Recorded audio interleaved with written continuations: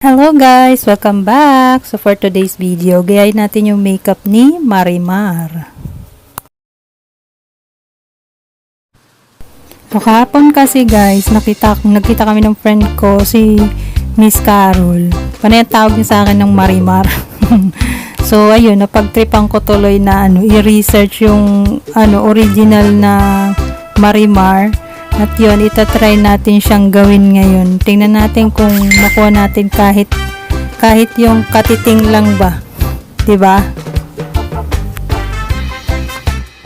So guys, panoorin niyo na lang hanggang sa matapos ha. By the way, mga Avon products po yung ginagamit ko dito sa na to. Sa makeup creation na to. Simple lang naman kasi yung beauty ni Marimar kasi isa siyang 'di ba?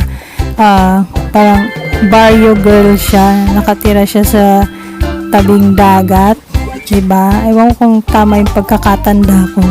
Basta yon, simple lang kasi yung beauty niya, kaya itry natin gayahin. Simple makeup lang.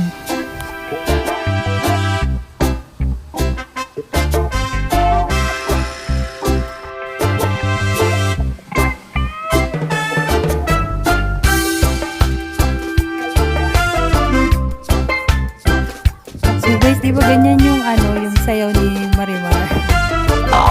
Yan, ganyan di ba? Kembot-kembot, tapos nakataas yung kamay niya. Di ba ganyan yung sayaw? Sige po, bahala kayo dyan. Pagpasensyahan nyo na, ang tigas ng katawan.